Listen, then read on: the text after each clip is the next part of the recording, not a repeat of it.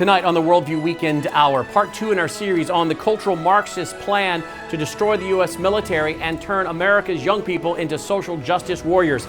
It comes from a 2-year study that was done and now is being recommended to Congress that America's educational system be completely transformed. Really, this is nothing more than outcome-based education that I've been warning about since the early 1990s. Instead of calling it that, they're now calling it national service or service learning.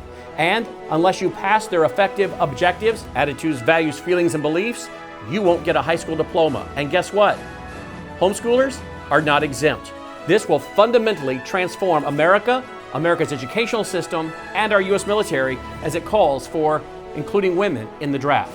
The Worldview Weekend Hour begins right now.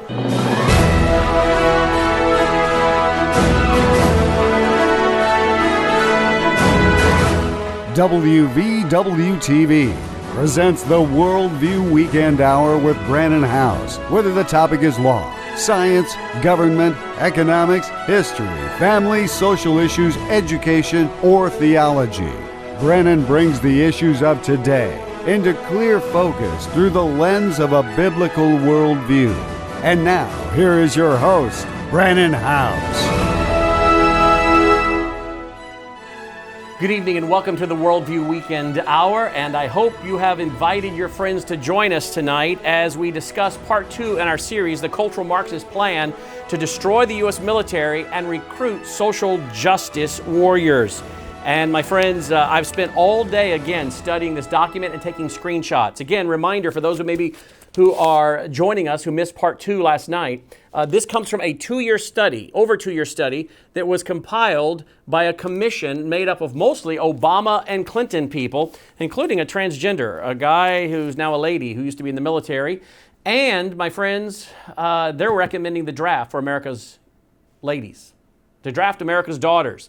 This was put together by Barack Obama and John McCain as Obama was going out of the White House. They commissioned the study at the last minute, and they just released their report. Now the recommendations of this report go to the U.S. Congress, to the president.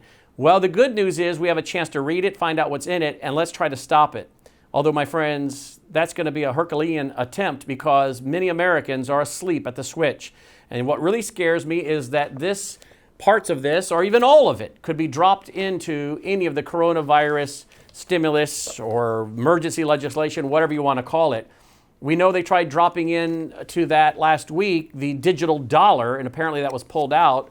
We'll see. I need to read that thing. But this could be at any moment, drafting America's daughters. As you'll see tonight, that will destroy the U.S. military. It is a feminist Marxist agenda.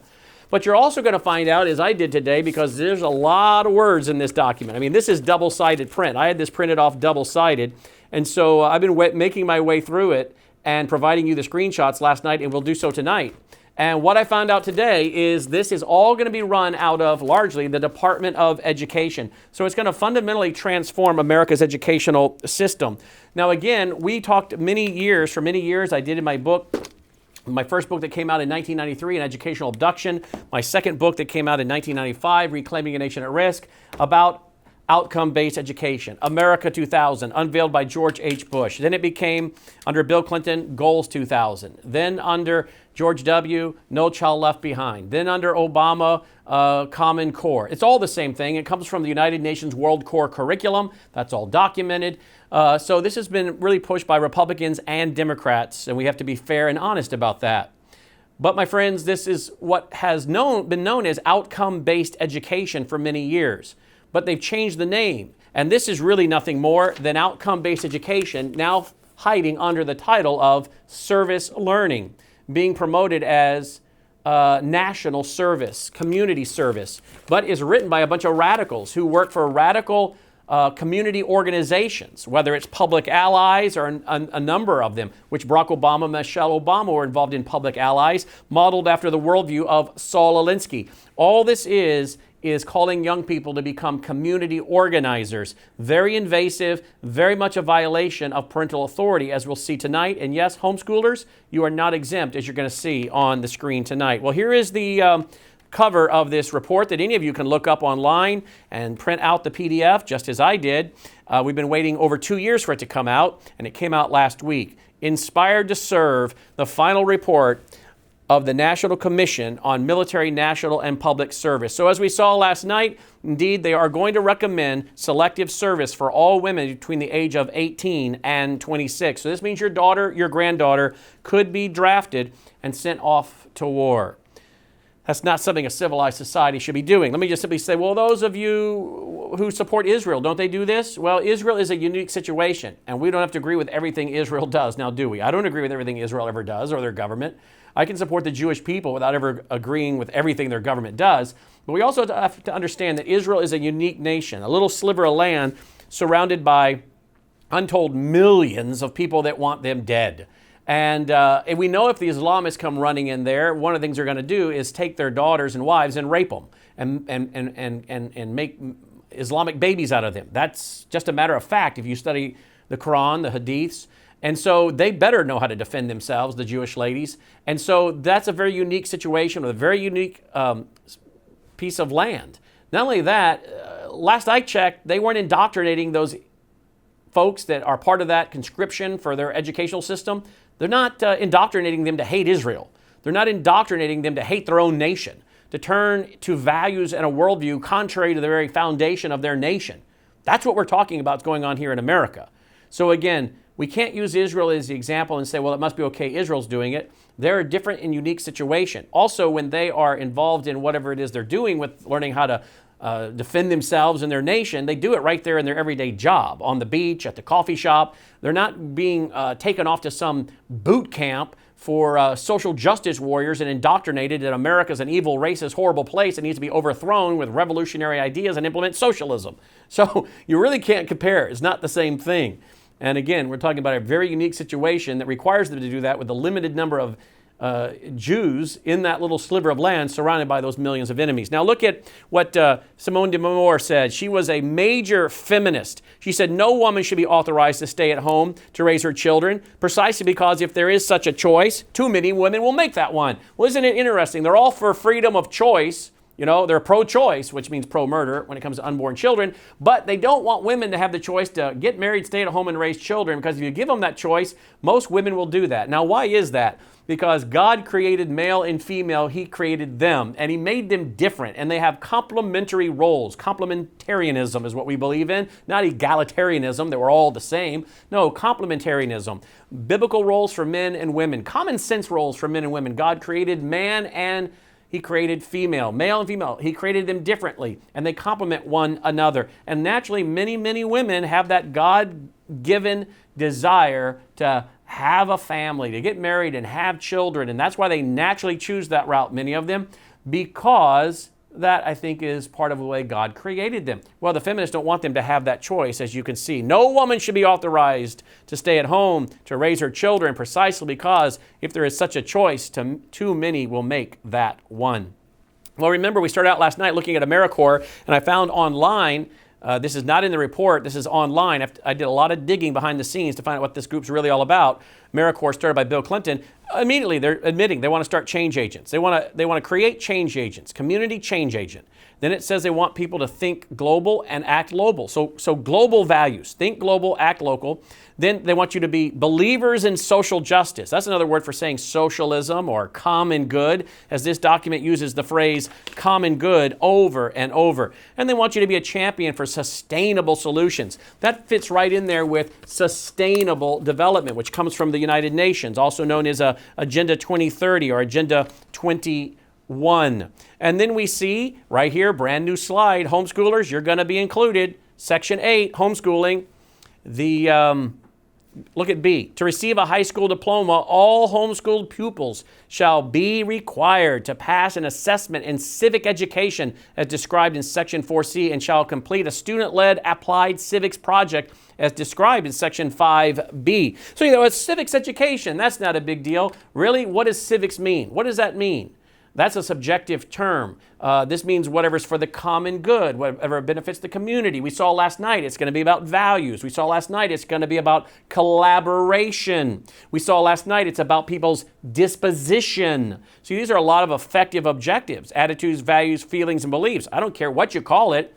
It's clearly about attitudes, values, feelings, and beliefs by their own description in the document. It goes on to say that they're also going to mandate what is known as the NAEP. The commission recommends that Congress amend the law to require states. Wait a minute. What about state rights? What about the 10th Amendment of the U.S. Constitution? The powers delegated to the federal government are limited and expressed, and the unlisted powers belong to the states and respective people thereof. That's the 10th Amendment of the U.S. Constitution. I don't see education mentioned there. I don't see education as being a right of the federal government. So how all of a sudden are they going to have Congress change the law to require the states to participate in the National Assessment of Educational Progress assessment? It goes on to say, and require schools to administer the NAEP Civics assessment every 2 years. Well, we'll look at what the NAEP is tonight, America's Report Card. A requirement for all states to administer the NAEP would produce several benefits. These include a better understanding of the positive outcomes of new civic education programs and more widespread distribution of information to parents and to other stakeholders on the state of civic education in their area. I wonder what other stakeholders they might be talking about. We'll get to that tonight. We'll look at this. Middle schoolers, well, if you want to graduate, prerequisite to graduate from 8th grade, each pupil shall, in addition to other course requirements, successfully complete at least one semester of civic education coursework in accordance with the standards of framework adopted by the SEA. That'd be the state educational group, the state. So again, they act as though they're letting the states decide this, but they're putting a lot of strings. They're going to give this money to the states, but they're going to use the old bait and switch, the carrot, to get it done. So they're going to say, well, we'll let the state education assessments decide what they want to do. Our state education agencies decide what they want to do. Yeah, but if they don't want to do it, then they won't get any money. So you know what they're all going to do. A standardized end-of-course assessment in civic education shall be administered and shall be required to receive course credit. So in other words, how are you going to get out of 8th grade? How are you going to get out of 8th grade without doing that? How about high school? Prerequisite to receiving high school diploma. Each pupil shall, in addition to other course requirements, successfully complete and at least 1 year of civic education coursework in accordance with the standards or framework adopted by the state education agency. Again, I want to stress that is the same thing they did to us with America 2000, Goals 2000. They made you think that these were state standards. No, the federal government said, here is the report. Here's what your standards need to look like. If you want any of the money, your state education plans better look like this. And so everybody was able to go around and say, well, these were developed by your local community in the states. No, they were not. That was a dog and pony show, had school board meetings, let parents think they wrote those plans. But how is it that all the state plans all looked identical? Collaborative contributor, positive health habits, constructive thinker. They had the exact same outcomes. So how is that? Because they were all written by the federal government. The states just took it, put their logo on it and the front page sheet and submitted it to federal government because the federal government told them what it better look like if they want any money. So don't buy this SEA, state education agencies are going to decide this. No, the federal government's already told them what they're going to do if they want any money. Then it goes on to say, civic education coursework, as I said, may be divided into 2 semesters and include an experimental component. Sounds like service learning. Volunteerism, if you will. At the completion of a full year of civic education coursework, each pupil shall successfully pass an assessment designed to measure high-order skills and apply knowledge developed during formal instruction. Well, does anyone notice any word there that jumps out? I bet you there's some moms and grandmoms that are watching tonight that the word that I'm referring to jumped off the page just the same way it did to me. But see, this is the benefit of moms and grandmoms who have fought the education establishment for years. They know the buzzwords. And every now and then, the characters that write these documents forget to take out a word or two, which tips us off right away to what they're really talking about, as if we wouldn't have known anyway. But at least this way, we don't have to argue about it. The key word on this page is higher order skills, or high order skills. That jumped off the page because in my book, Reclaiming a Nation at Risk in 1995 that I write all about Benjamin Bloom and Bloom's taxonomy, which every teacher pretty much studies to become a teacher. And he believed, and he was a psychologist, a humanist, as you're going to see. He believed in higher order thinking skills, effective objectives. Well, here they're admitting that if you're going to get a high school diploma, each pupil shall successfully pass an assessment designed to measure high order skills. Look at this. This is right from my book, Grave Influence, page 197. Today's educational, wrote this in 2008, came out in 2009. Today's educational elite masked the true nature of the outcomes. High standards and a host of other goal-related terms. Benjamin Bloom called them higher order thinking skills. As with the term OBE, outcome-based education itself, whatever the goals are called, parents need to know that the terms have specific underlying meanings, and they usually aren't what you think. For example, what do you think when you hear the term critical thinker? Do you want to be considered one? Do you want your child or grandchild to be considered a critical thinker? Before you answer that question, you need to ask, who's defining the terms? Dr. Raymond English, one of the educational elite, gave a speech before the National Advisory Council on Educational Research and Improvement on April 2nd. Hey, wait a minute. Today is April 2nd. Isn't that ironic? April 2nd, 1987. Here we are, April 2nd, 2020. In which he defined critical thinking as follows, quote, critical thinking means not only learning how to think for oneself, but it also means learning how to subvert the traditional values in your society. You're not thinking critical if you're accepting the values that mommy and daddy taught you. That's not critical, end quote. So you see how these terms are written? We want to say civic education, critical thinker, collaborative contributor, productive group participant, understands positive health habits. Well, what does that mean?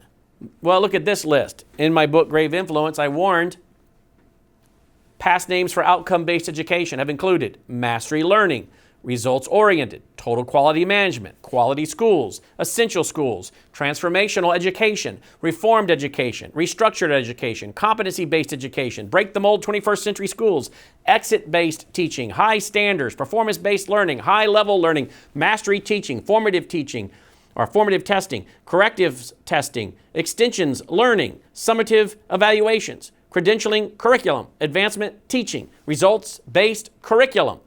Wow. Why do they change these names all the time? Well, as Dr. Spady, who promoted outcome-based education, said, I pleaded with the group.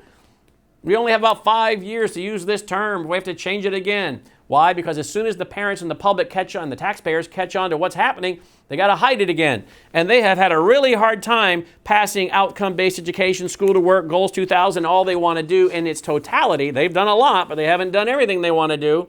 We know what they want to do because they actually wrote a lot of it in a document. Here's a document that I've been carrying around for, since 1992. It was a letter written by Mark Tucker. Mark Tucker, many of you in the audience who go back into your files will remember him. He was fighting for all of these negative education reform things we're talking about. But he wrote a letter on November 11th, 1992 to none other than Hillary Clinton.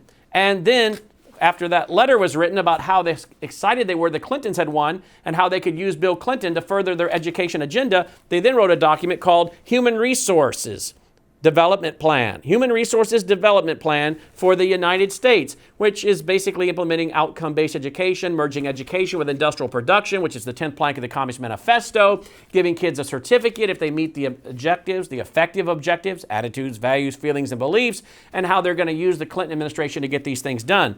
By the way, what's very ironic is we've talked a lot over the last few days about the Rockefeller Foundation and Event 201 or ID 2020 and all these different things that we see the Rockefeller Foundation being involved in, or lockstep. Well, here is what Mark Tucker wrote Hillary on November 11th, 1992. Dear Hillary, I still can't believe you won, but utter delight that you did pervades all the circles in which I move. I met last Wednesday in David Rockefeller's office with him. And he goes on to mention the other people they met with. My view and theirs is that this country has seized its last chance. And he goes on from there. So this is an old plan. They've been trying to do this for a long time. I traveled all over the country with this document, showing it to parents, and literally hundreds and hundreds of meetings throughout the nation, from one end of this country to the other, when I was writing these books and speaking at homeschool conferences and public school events for parents who wanted to stop this from coming into their public schools, Christian school conferences, whether it's public, private, or homeschool. I got booked all over the place to speak and write and speak about the books I wrote on that were also detailing what was in this plan that I've been traveling with since '92. So we know what they want to do. It's not a secret. So we know they've run around changing the names of outcome-based education to a lot of different names. Now they're going to call it service learning. And again, this is exactly what Thomas Sowell warned us about. You don't have to believe me. I want to take you back to the quote by Thomas Sowell because he is so credible. Page 153 of my book, Grave Influence. I'm quoting syndicated columnist Thomas Sowell, and he's writing about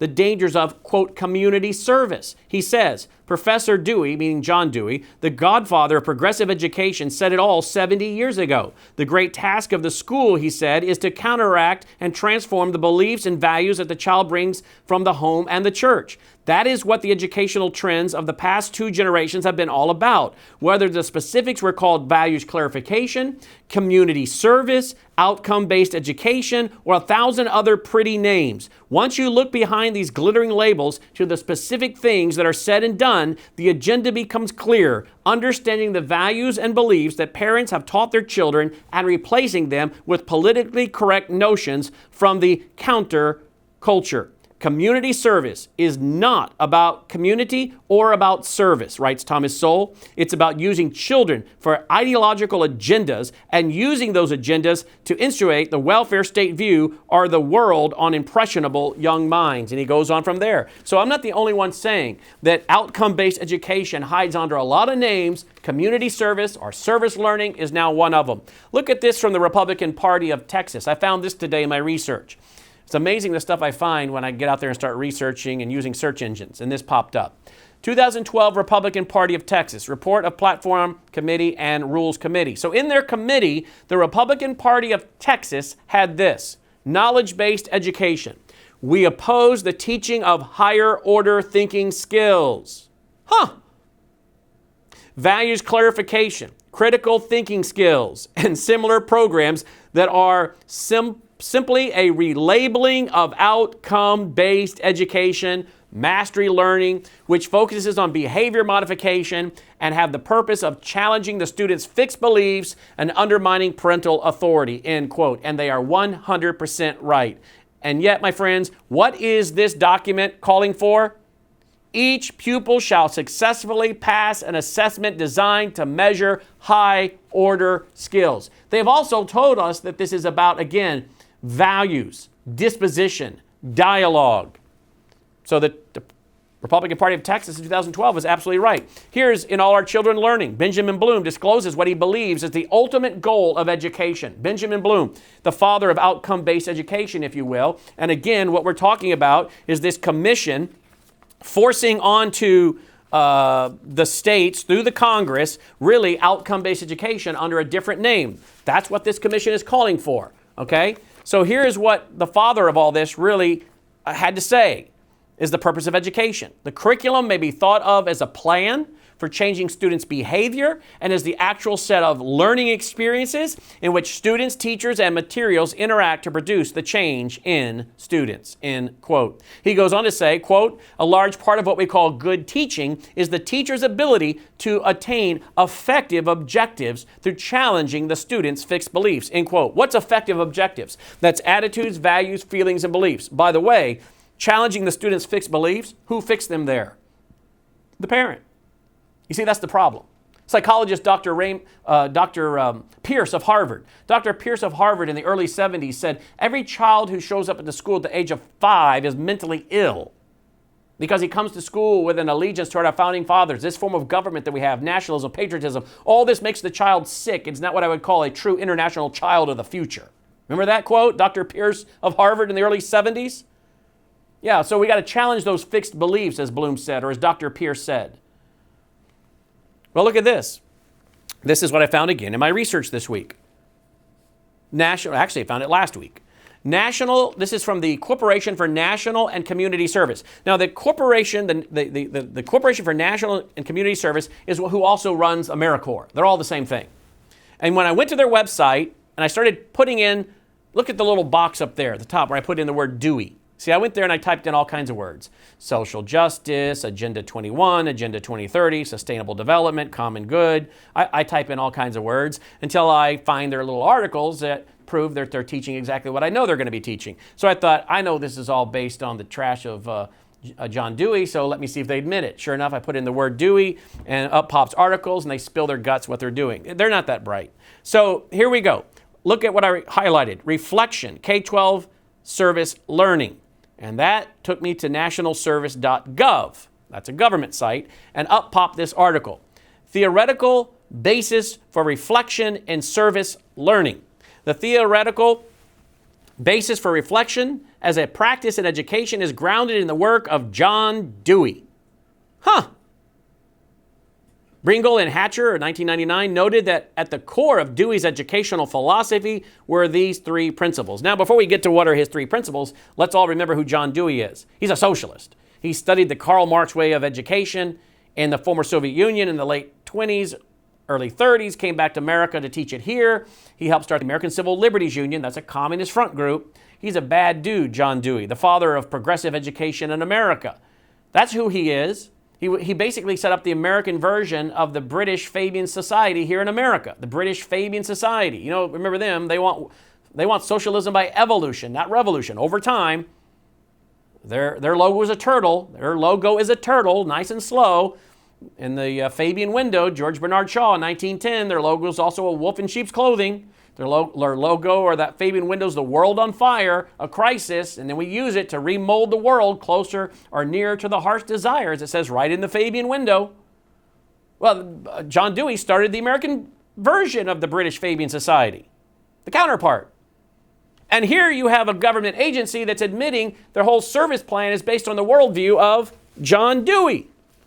They go on to say, his three principles: education must lead to personal growth, education must contribute to human conditions, and education must engage citizens and associate with one another.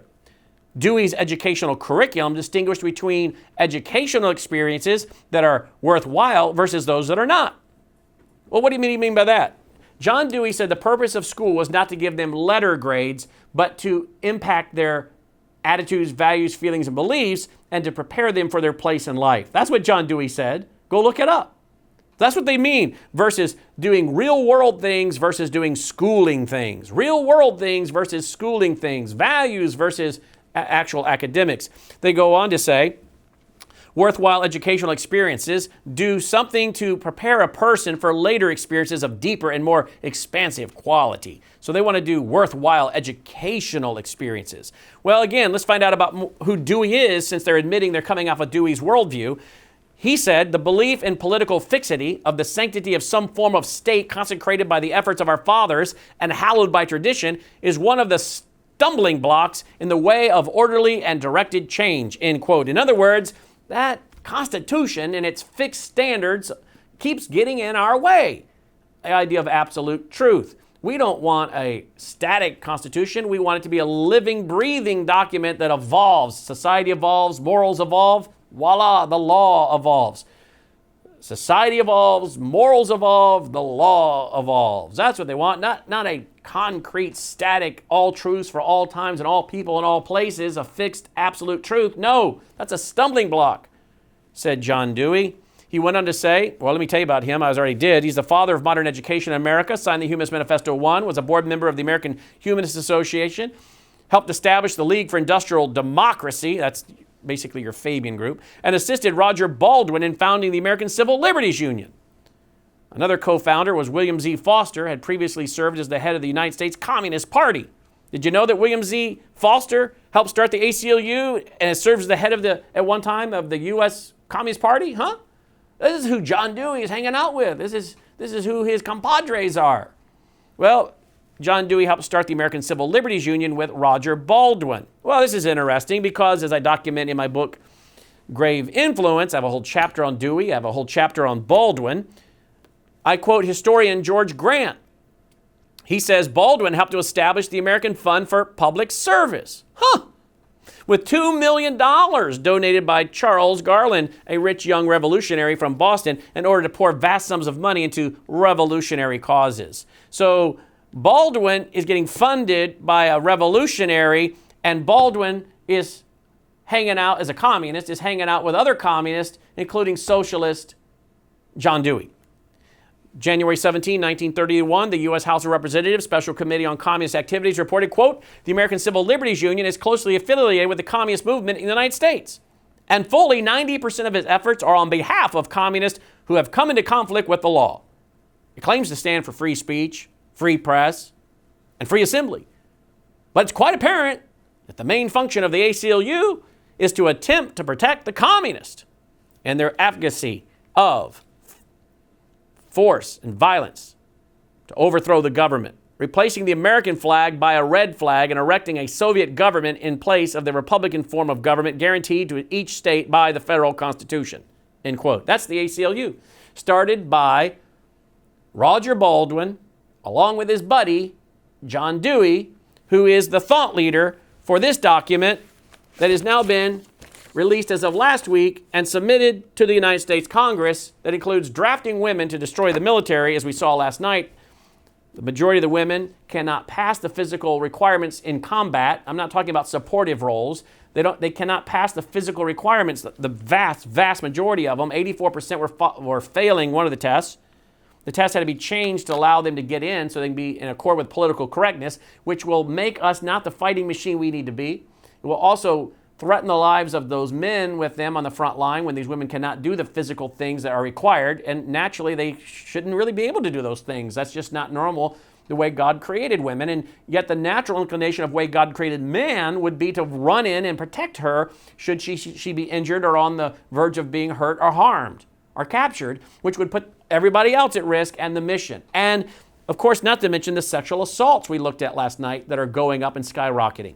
This is a social experiment meant to destroy the United States military, and yet this group that is inspired by socialists who hung out with communists and Marxists and revolutionaries like John Dewey is wanting to draft America's daughter and then conscript America's young people into social justice boot camps, and that they can't get their high school diploma unless they show the right effective objectives or what they call high order skills. So this is, again, who we're dealing with. Roger Baldwin, again, friends of John Dewey, helping us understand his worldview, said, quote, I joined. I don't regret being a part of the communist tactic, which increased the effectiveness of a good cause. I knew what I was doing. I was not an innocent liberal. I wanted what the communists wanted, and I traveled the United Front road to get it, end quote. He said, look at what Baldwin said. We want to look like patriots in everything we do. We want to get a lot of flags, talk a great deal about the Constitution and what our forefathers wanted to make of this country, and how that we're the fellas that really stand for the spirit of our institutions, end quote. Now, this is Roger Baldwin, a communist, an admitted communist. You just heard him admit he's a communist, but he says we're going to get a lot of flags. Reminds me of listening to Nancy Pelosi when she stands there and spews all of her Marxism, which is, I believe, is exactly what she's spewing, cultural Marxism and Marxist lies and a communist, socialist, progressive agenda, but she's got a bunch of flags behind her. And every time I see her do that, I think of this quote by Roger Baldwin that's in my book, Grave Influence. And yet, what does this little document here say? Do they take a cue from John Dewey? Yep, they admit their thought leader's John Dewey, in part. And John Dewey is hanging out with Roger Baldwin. And Roger Baldwin says we're going to wrap ourselves in the flag and the Constitution and quote it and act like we're the folks that love the Founding Fathers and we're the ones that get the job done. That's called window dressing. It's called deception. And yet, what does this document call for? The same thing. This document calls for the same thing. Look under civic education. Civic education includes teaching the fundamental principles enshrined in the Constitution, Declaration of Independence, and other founding documents, deepening students' understanding of how those principles apply to civic life and providing experiences that intentionally prepare students for informed, engaged participation in civic life. I mean, after all, how could you be opposed to this, for Pete's sake? They're going to teach the Constitution and the Declaration of Independence. You're really going to fall for that? John Dewey, who's one of their thought leaders, is hanging out with his buddy, Roger Baldwin, who said, I'm a communist. I admit it. I traveled the United Front. Oh, and by the way, we're going to get a lot of flags, talk about the Constitution and the Founding Fathers and how we're the ones to get the job done. So you wonder why they're going to window dress this all with patriotism and national service, and the Declaration of Independence and the Bill of Rights, and yeah, this is all subterfuge, window dressing. Don't fall for it. And then they go on to expose, again, as we said last night, service learning, another word for outcome-based education, by exposing them to values of service and collaboration. This is effective objectives. Baldwin outlined his plan. I'm for socialism, disarmament, and ultimately for abolishing the state itself as an instrument of violence and compulsion. I seek social ownership of property, the abolition of the proprietary class, those have property, and sole control by those who produce wealth. Communism is the goal. Now, this is John Dewey's buddy, Roger Baldwin, who's together they started the ACLU. And John Dewey's the thought leader, one of the inspirations, as we just saw from this document put out by the group that's behind this. Baldwin outlines his plan. It all sums up into one single purpose, the abolition of dog-eat-dog under which we live. Well, there you go. Create a civic education fund. The commission recommends that Congress create a civic education fund and provide an initial investment of $200 million to each state. Now listen, Tennessee and Alabama and Minnesota and Ohio and California and Maine and Vermont, you don't have to do this, but no $200 million. And that's just the initial $200 million. How many states do you think are going to cave to it? They can't print money. The federal government can print money. The U.S. Treasury with the Federal Reserve, they can create digits or paper money. We're all watching that happen right now. States, not so much. Are some of their pension funds in big, big trouble? Oh yeah, some of these states are actually bankrupt. $200 million initially? You betcha. We'll gladly sell our kids up the river to the communists. Show me the money. Folks, sad to say, this document should be all over Fox News with Sean Hannity and Laura Ingraham and other people in talk radio, but it's crickets. And maybe they will one day, but I doubt it. If they do, it'll be weeks or months from now if they ever talk about it. And yet this is one of the greatest threats to our nation as we sit here tonight, outside of our enemies like Russia and China. The educational agencies, the SEAs, the state education agencies, local educational agencies, institutions of higher education, and nonprofit organizations. Going to give the money to them via the U.S. Department of Education. So they're admitting they're going to give $200 million to each state and all these agencies within those states. And who's going to do this? The Department of Education. This is completely transforming education as we know it today, folks. To develop and implement best practice curricula that incorporates civic education, applied civics, and service learning. There's that word. You might as well just throw in the word outcome-based education in there. Across the K-12 experience. And then it goes at the bottom. The U.S. Department of Education will be responsible, folks, for overseeing and administering the Civic Education Fund and coordinating other civic education and service learning initiatives of the federal government. So again, this is all going to be run in part, largely by the Department of Education. But is this coming out of the Department of Education? No, because that would upset too many parents and parent watch groups and education watch groups. So what do? They put it under the guise of military and patriotism and national service. And they make it called the Final Report on the National Commission of Military, National, and Public Service. How on earth could you be against public service? Helping the needy and serving your nation and teaching the Constitution. They go on to say the commission encourages others in the private sector to embrace this by, for example, offering technical support for free for service organizations. And listen to this, pledging to hire military, national, and public service alumni. Now, this is exactly what I wrote about in my book, Reclaiming a Nation at Risk, in 1995, as well as in this one that I wrote in 2008, came out in 2009. But I've been saying this since 2005 in this book, and I was saying it before I wrote the book. And this was 1995, I wrote this. But before I wrote the book, I was saying this back in 1992 when I got my hands on this document. What is it?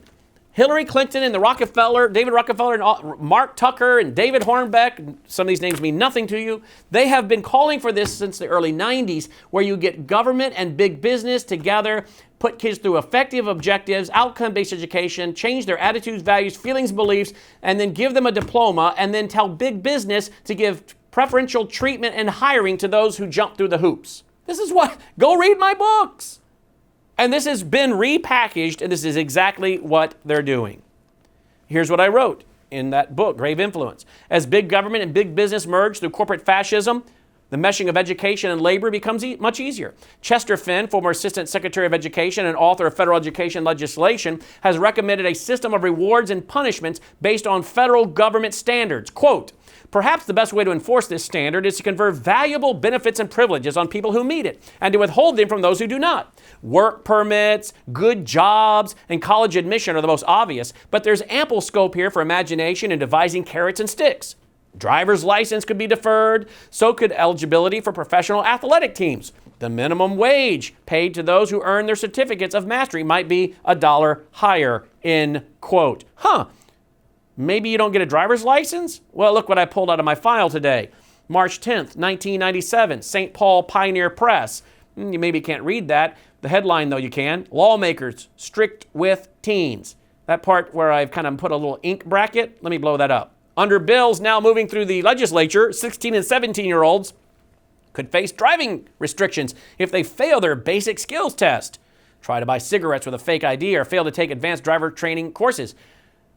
Well, again, you say, well, that all sounds good, but wait a minute, the basic skills test, what is that? Is it going to be affective objectives, attitudes, values, feelings, and beliefs? Or knowing your multiplication tables or the capitals of the different states?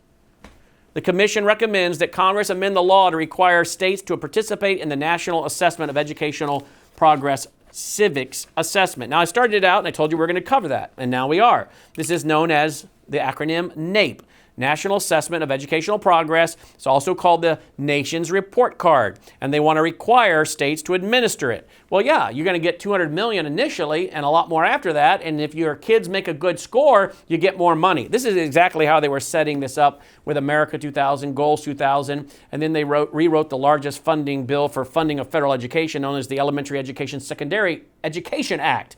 Far more than you want to know about, but that has to be written by Congress, I think, about every 5 years. And so basically, America 2000, Goals 2000 was the plan, and if you follow the plan, then you get some of the federal funding through the what is known as the Elementary Secondary Education Act, which has to be reauthorized every 5 years. So follow the plan, get some of the money. Same thing here. Get good scores in your state on the National Assessment of Educational Progress that they want to make mandatory.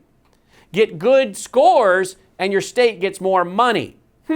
I wonder how we could get kids to get better scores on this test, a national test. Oh, embrace the national curriculum. Embrace the national curriculum. Well, wait a minute. We don't want to embrace the national curriculum. We want to be independent of our own state and do our own state thing. But wait a minute. If we don't take the national curriculum, how are we going to prepare them for the national test? And if they don't do good on the national test, our students in our state, we don't get more money. Hey, we'll take your curriculum. This is called teaching to the test. Yeah, you don't want national testing and you don't want national curriculum that's mandated across the board. But they've been trying to do this forever. And that's exactly what will happen here. A requirement for all states to administer the NAEP would produce several benefits. These include a better understanding of the positive outcomes of new civic education programs and more widespread distribution of information to parents and other stakeholders on the state of civic education in their area. Well, I wonder who these stakeholders are. And what are they going to be asking kids on the NAEP? Well, let me tell you what they're going to ask kids on the NAEP. This is a newsletter I put out in November of 1996. I showed it to you last night. November 1996, and it's all about largely the National Assessment of Educational Progress. I even put in there a copy. We got ourselves a copy, which you're not supposed to release, but we didn't care. And we released it in 96, a copy of the test. And boy, they were asking a lot of questions they shouldn't be asking. You can see it. I mean, it was right on the screen, right here. We put it in here. You want to know what they were asking kids? Now, this wasn't on the test. This was on the background test. Let me tell you first what I wrote in 96. The first obvious indication that something's not quite right occurs when children are asked to fill out the questionnaire which accompanies each test. Wait a minute. The NAEP doesn't ask intrusive questions. Yeah, probably not. It's the form they fill out which comes with it. You see how they play the doublespeak? These questions are referred to as background questions. However, when shown these questions, parents will furrow their brow and ask what these questions have to do with math or reading. This proves to be a very good question, and I go on from there. But they're asking questions such as, does your family get a newspaper regularly? Is there an encyclopedia in your home? Are there more than 25 books in your home? Does your family get any magazines regularly? How much television do you usually watch each day? How much time do you usually spend on homework each day? How many pages a day do you have to read in school and for other homework? Do you go to preschool, nursery school or daycare before kindergarten? Within the past 2 years, how many times have you changed schools because you changed where you lived? Just all kinds of questions.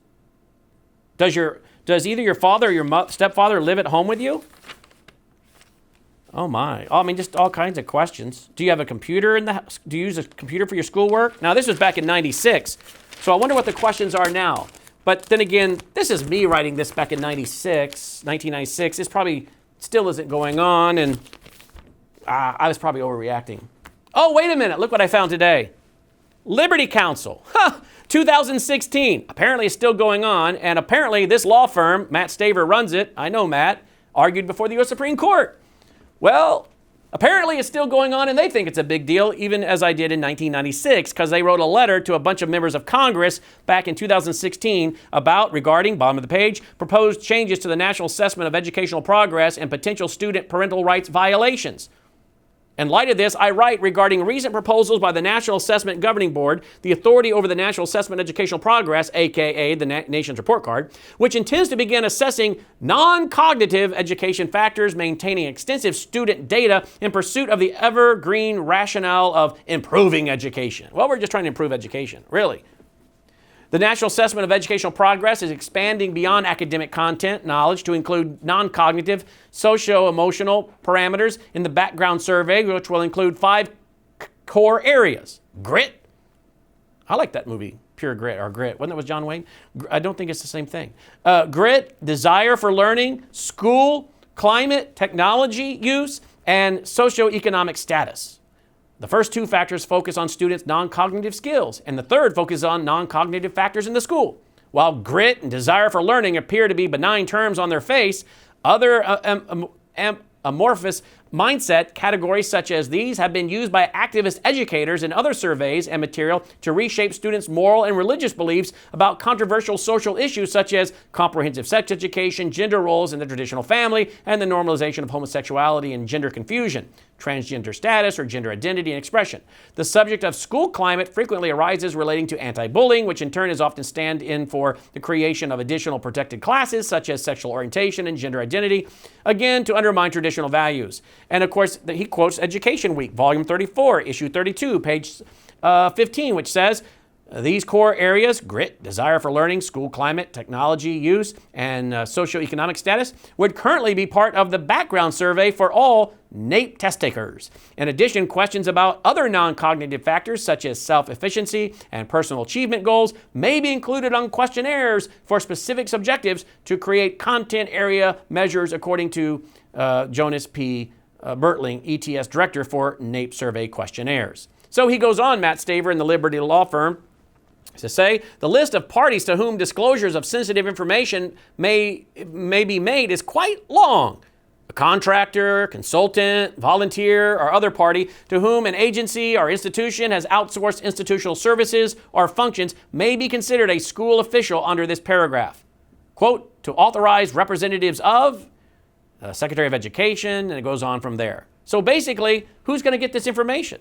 In light of the plain text of the students and regulations, Liberty Counsel find these foregoing concerns, originally raised by one parent policy analyst, well-founded, as do the attached policy group representatives speaking on behalf of thousands of parents across the country. The NAEP is poised to violate federal law by collecting extremely sensitive psychological, socio-emotional data on children. That's number 1. 2, it will do so in a necessarily subjective manner. 3, it contains substantial risk of exposing the subject children to possible negative consequences. Wait a minute, that's important.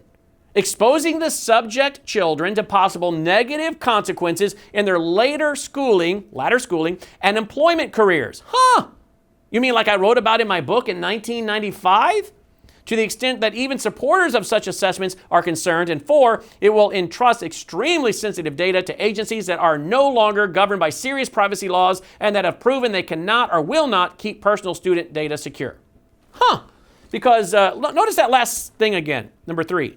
It contains substantial risk of exposing the subject children to possible negative consequences in their later schooling and employment careers to the extent that even supporters of such assessments are concerned. So it's not only going to impact their schooling, it could also impact their careers. Well, my friends, that's exactly what I wrote in this book in '95. Careers. If you don't have the right worldview, will you be encouraged to go to college? Oh, wait a minute. You have a conservative constitutional worldview? Don't think we want you to become a teacher or a broadcaster or a lawyer, as a lot of lawyers go on to become politicians, and we certainly don't want you to become one of those with your worldview on the Constitution and your conservative principles. Let's have you dig ditches. Let's put you on a career path. And this is exactly what's gone on in the former Soviet Union and the Eastern Bloc. A planned economy. And I wrote about it and I warned about it in 1995. Before I wrote the book, I was giving seminars on it. I've warned about it again in my book that came out in 2009. And a lot of people have thought this is funny. It'll never happen here. And yet it's being put into place. And we have kids that are being given career assessment tests. Do you pray? I found this in 6 states. Do you pray? Do you pray regularly? Do you read your Bible? Do you believe it's one's duty to give to your church? Do you ask God to forgive you of your sins? What does all that have to do with a career major? How about Darcy? Darcy, a Christian and straight A student, wanted to work for NASA. She even arranged a meeting with the flight director of NASA. This was many years ago. Straight A student and a Christian conservative, comes from a conservative Christian family. Yeah, well, when they gave her a career assessment test, they said she should be something like a bartender or a waitress. Well, what ends up happening is the jobs that are in demand end up being where they funnel so many kids. Depending on where you live, you will have basically a board, various boards throughout the regions of the government or the country, projecting the supply and demand of the workforce, these workforce development boards, and then funneling kids into these job slots that need to be filled. So big business is really behind it. Wait a minute, big business is really behind this idea, which is exactly why it'll affect their future employment. Why? What's that have to do with it? Because guess what? This same group bragged, employers of national service connects AmeriCorps and Peace Corps alumni with employers for the private, public, and nonprofit sector. Through this initiative, employers have increased access to dedicated, highly qualified, mission-oriented pool of potential employees. National service alumni have additional opportunities to apply their skills in the workforce. Now listen, more than 500 employers are now a part of the Employers of National Service Program, which recognizes the valuable skills gained by more than 1 million Americans who have participated in AmeriCorps since '94 and the 215,000 who have participated in the Peace Corps since 1961. And basically what they're doing, folks, and this came out a year or two ago, what they're doing is they're going to run around and they're going to work, just as again, I said in this book in '95, they're going to work with business to give preferential treatment to those who have the certificate. Just like the Certificate of Mastery given out in '94 in Cottage Grove, Oregon, effective objectives. Just like I warned in Chattanooga, Tennessee in March of, I think it was '96, when I was on the front page of the paper in the Chattanooga Free Times and the Chattanooga Free Press, and they were drawing cartoons of me, and the National Education Association and PTA were comparing me to the Ku Klux Klan and the blacklisting in the 1950s, because I was warning about these things that I'm showing you tonight that are further being sped up. And I warned to those 1,000 parents that night, and I received several standing ovations. We have it all on video. They weren't applauding me. They were applauding what I was saying about parental rights and the purpose of education. And it's not for brainwashing by progressives and Marxists. And they gave me a lot of standing ovations that night. I was supposed to debate one of Hillary Clinton's friends, but he didn't have the guts to show up and debate me, so I got the whole 90 minutes.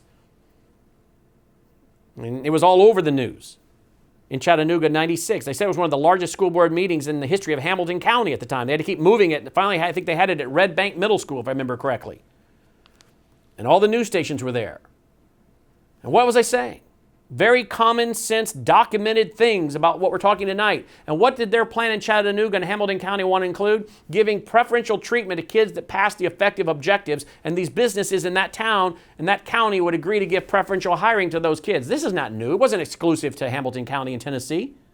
This is going on all over the country at the time. And guess who was behind it then?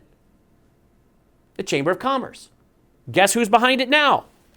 The Chamber of Commerce. If you go to the back of the plan, if you go to the back of this book, you will see who is involved in this. And it's one Chamber of Commerce after another, as well as the American Federation of Teachers, liberal group. The Aspen Institute, Area Chamber of Commerce for one state after another. Bill and Melinda Gates Foundation, for Pete's sake. The Brookings Institute, I think they helped found the United Nations. The Clinton Foundation. Google. Well, Islamic Center of Waco. Oh, it must be a good plan then, right? Wrong-oo. How about this? McLean Bible Church. Who's the pastor at McLean Bible Church? David Platt, neo-Marxist, I believe. Cultural Marxist, I should say. Cultural Marxist. Neo-Calvinist David Platt, who I write about in Marxianity, who is with the Gospel Coalition, another cultural Marxist group.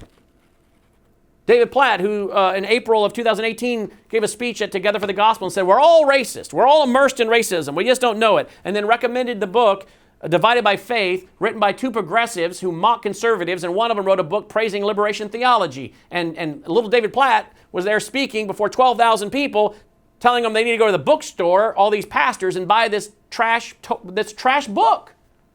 That's David Platt. Well, his church, McLean Bible Church, is consulted for this. Organizations and individuals consulted. The Obama Foundation, Public Allies, that's the Socialist group that created social justice warriors. The Rand Corporation. I mean, it goes Chamber of Commerce after U.S. Chamber of Commerce, and then all the Chambers of Commerce. What is it with the Chambers of Commerce? Well, they want to get involved in having the kind of workers they want. This is what I warned about years and years ago. The kind of workers that they want, to fill the slots they want. And so when the Liberty Council talks about people impacting their career, their education and career, they're right.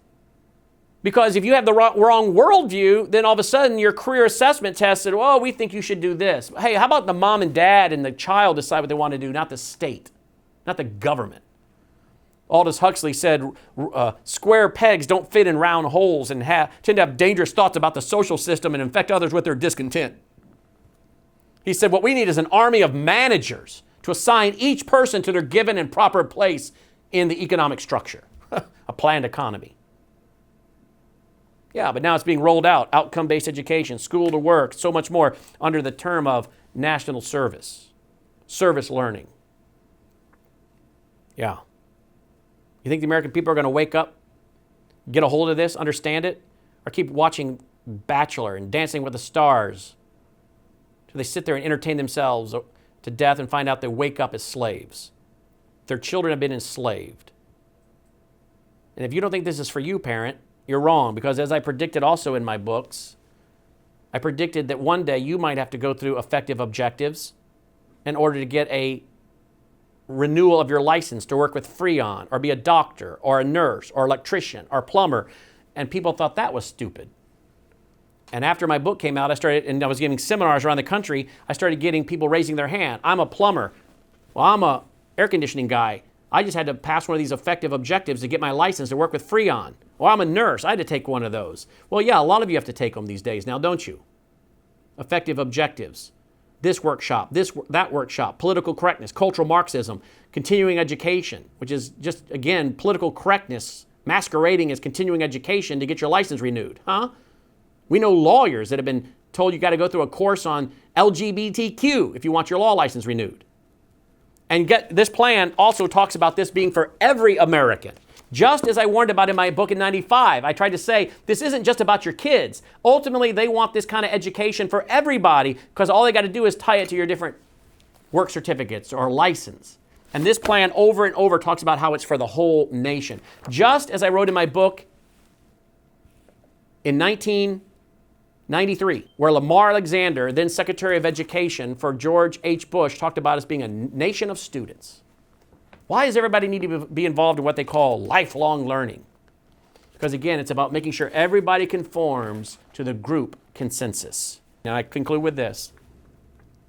If you'll not fight for right when you can easily win without bloodshed, Winston Churchill said, if you'll not fight when your victory will be sure and not too costly, you may come to the moment when you will have to fight with all the odds against you and only a small chance of survival.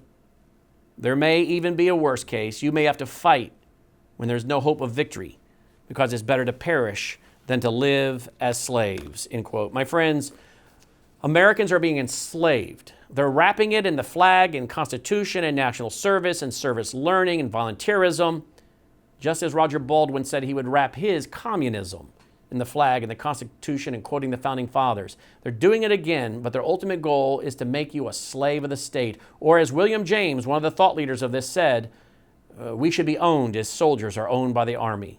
And folks, again, they openly quote in these documents, they openly quote John Dewey. Doesn't that tell you everything you need to know? And what I want to know is, why are the pastors of America not speaking up? Where are the fathers speaking up, particularly when we're talking about the potential of your daughter being drafted? Where are the men of this country? Well, we've given you the information. I've spent days researching this. My wife has barely seen me because I have been researching and reading and building PowerPoint for days to bring you just 2 one-hour shows. You can't believe the thousands of hours that I've put into this over all these years to be able to understand this. People are like, well, how do you understand all this? Because I've spent years studying it. And it's taken years and thousands of hours to study it to be able to read this and then know what it is I'm reading. And all I've asked people to do is take last night into tonight, study it, spread it, inform people. But how many of you think will really do it? When we are enslaved in this country, there will be many, many Americans that deserve to be enslaved because they did nothing. They were too busy entertaining themselves to death. But as for me, I'd rather perish than to live as a slave. And my friends, this is part of the slave system they're setting up. Well, if you appreciate the research we do, because I know many of you do, and you use it, and you spread it, and you try to inform people, we're doing our best, aren't we, folks? And that's all we can do. The price of freedom is eternal vigilance. And we're trying to be vigilant, and it's hard to sometimes wake up these sleepy Americans. But if you appreciate what we're doing, we need your support. You can support us by making a tax-deductible contribution at wvwfoundation.com, wvwfoundation.com. You can also join our VIP club where we archive all of our programs, over 1,600 radio shows and TV shows just like this. And if you join at the 1-year, 2-year, 3-year rate, I'll send you my 6-hour documentary, Sabotage, and my book, Marxianity, for free. I'll send you both of these for free as my way of saying thank you for supporting our work by joining our VIP club at wvwtv.com/subscription, wvwtv.com/subscription. Over 1,600 TV shows just like this, audiobooks, ebooks, transcripts. My book, Grave Influence, I keep talking about, that's under the library tab as a PDF. You don't need to buy it. You join the Situation Room, you've already got it. wvwtv.com/subscription. My friends, we've done the heavy lifting for you. Now it's your job to disseminate the information so we don't have to see ourselves and our children and our grandchildren enslaved. Thanks so much for watching. Till next time, I'm Brannon Howse. Take care.